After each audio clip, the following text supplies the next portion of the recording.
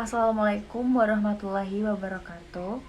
Perkenalkan, nama saya Lutfia Rizkia dengan nomor NIM 2187201018. Saya dari kelas Sejarah Pagi, Sekolah Tinggi Keguruan Ilmu Pendidikan STKIP PGRI Sidoarjo.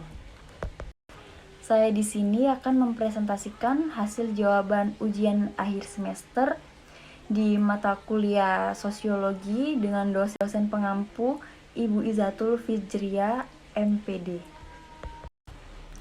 Jawaban yang pertama yaitu A. Judul penelitian yang saya buat adalah Sejarah Sumpah Pemuda 28 Oktober.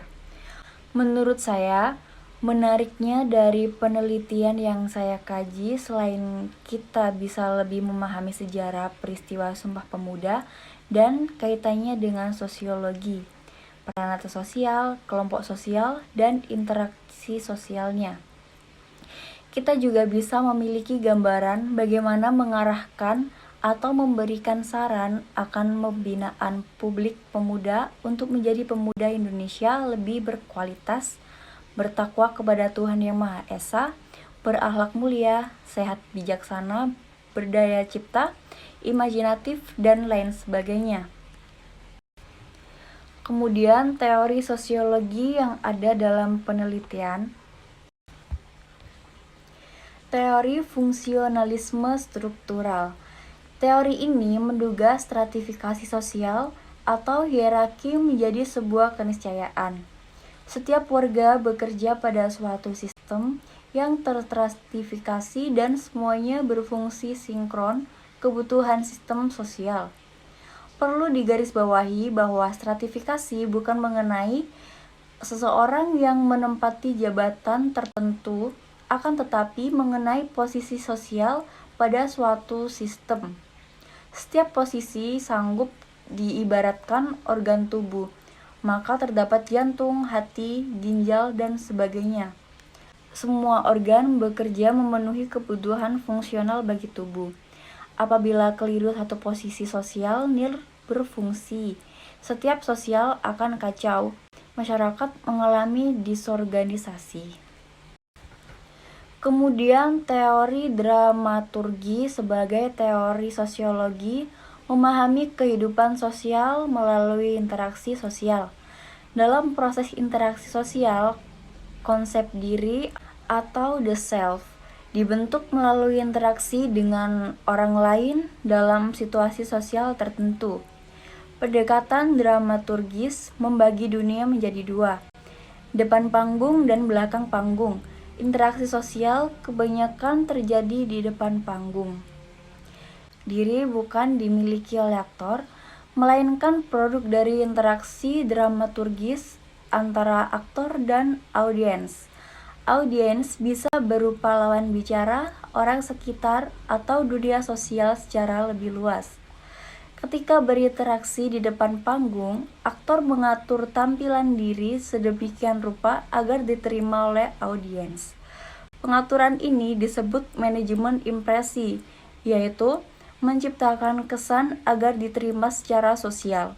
Dalam interaksi sosial di kehidupan sehari-hari, aktor senantiasa menampilkan dirinya.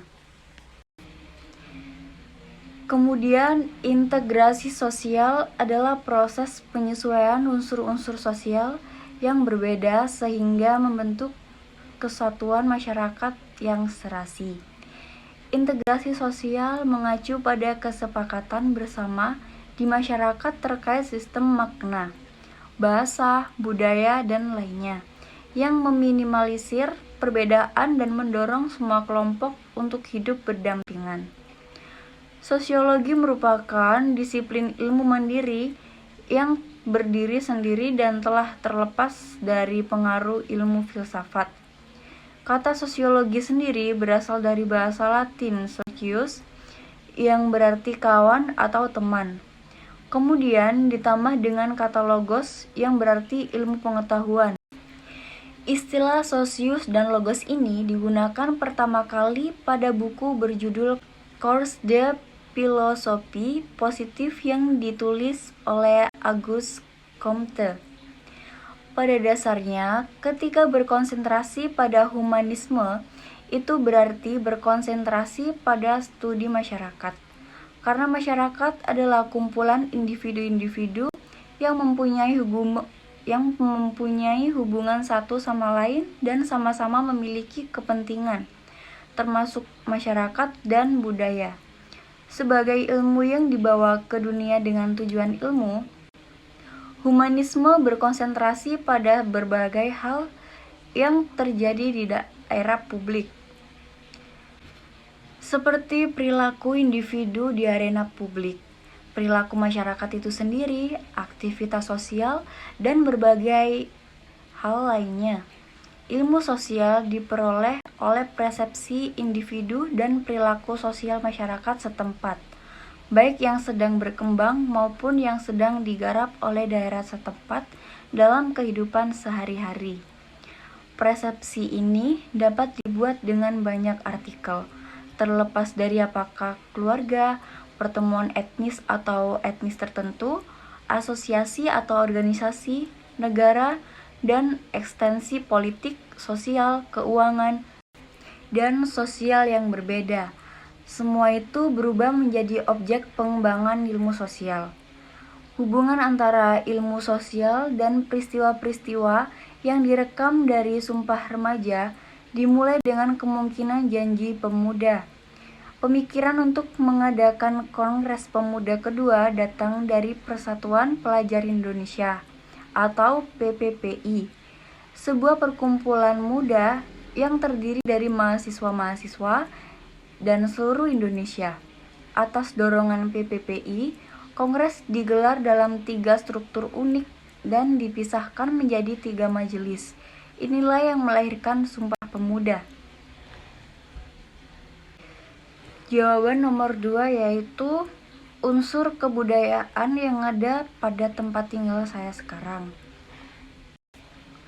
Saya bertempat tinggal di sekitar Desa Candipari, Kecamatan Porong, Kabupaten Sidoarjo. Candipari ialah cagar budaya peninggalan Kerajaan Majapahit yang ditemukan pada tanggal 16 Oktober 1906 pada masa pemerintahan Hindia Belanda. Unsur pengetahuan dan teknologi. Melalui wawancara dengan juru pelihara pada tanggal 11 November 2020 bahwa Candipari dalam praktik pendidikan kurang dimanfaatkan secara maksimal di wilayah Sidoarjo, terutama sekitar Candipari. Diketahui pembelajaran di sekolah, sumber belajar yang digunakan lebih berfokus pada buku tema. Sekarang ini telah gaungkan konservasi candi dari pendidikannya dengan metode pengembangan praktik pendidikan berbasis etnopedagogi atau kearifan lokal.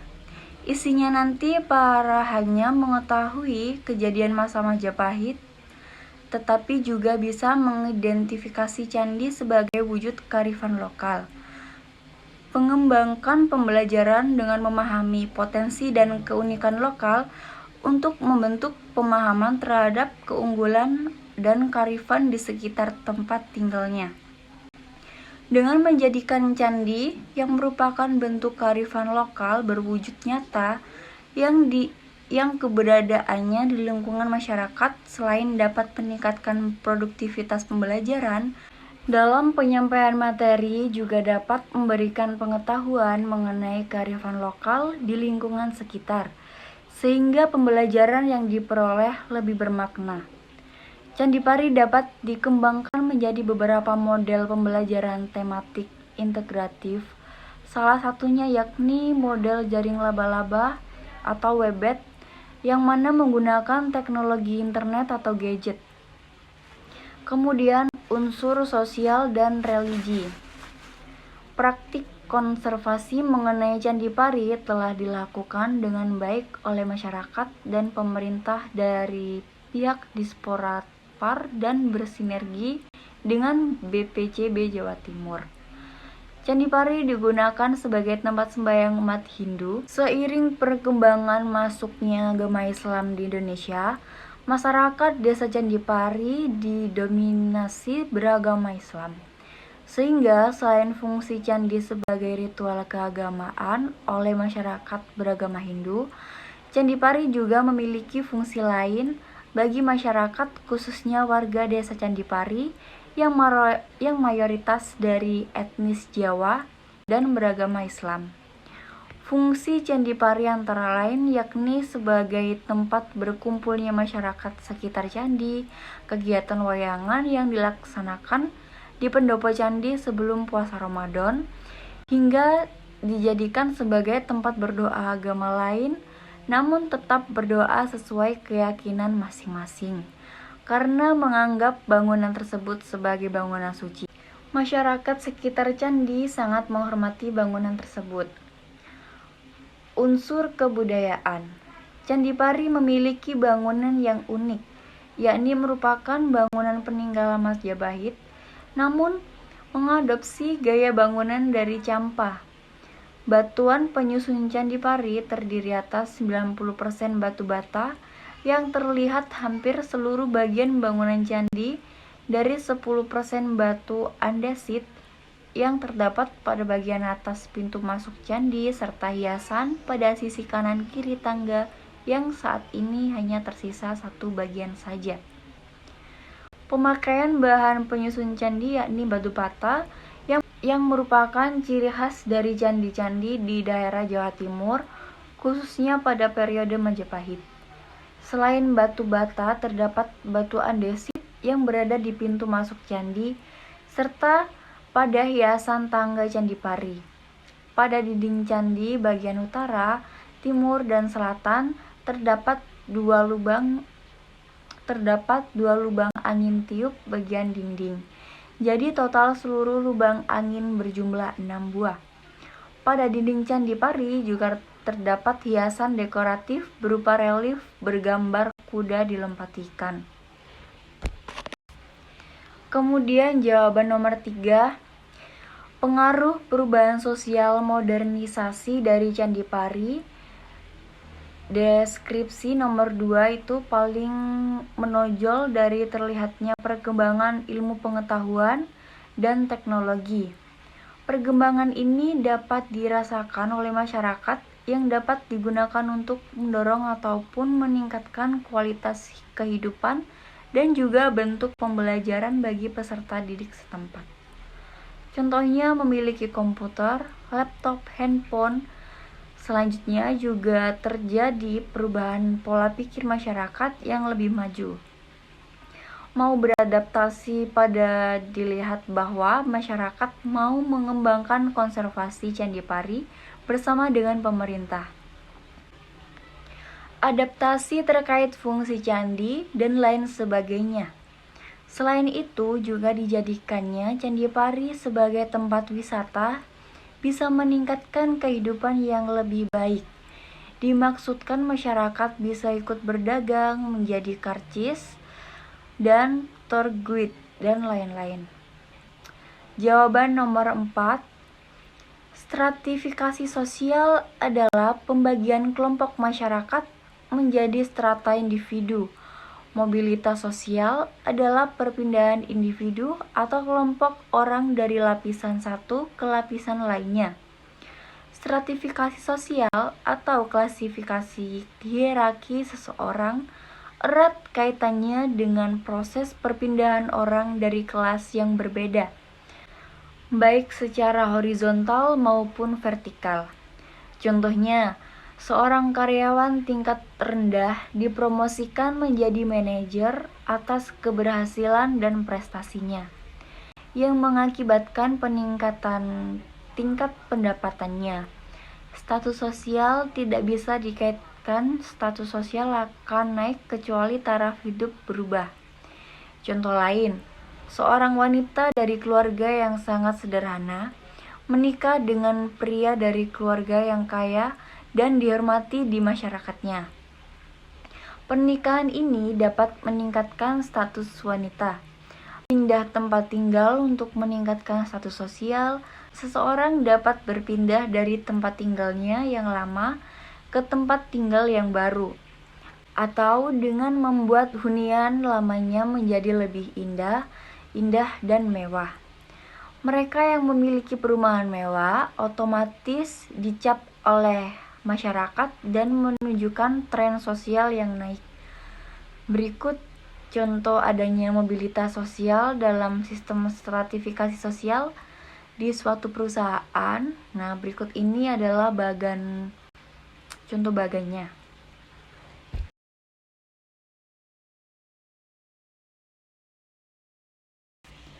Manfaat saya mempelajari sosiologi selama semester ini adalah dapat meningkatkan kemampuan adaptasi di masyarakat, karena kan dengan adanya sosiologi harusnya sikap serta karakteristik dapat menjadi lebih tertata.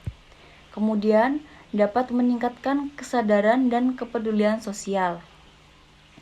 Sosiologi dapat menumbuhkan dan mengasah berpikir kritis.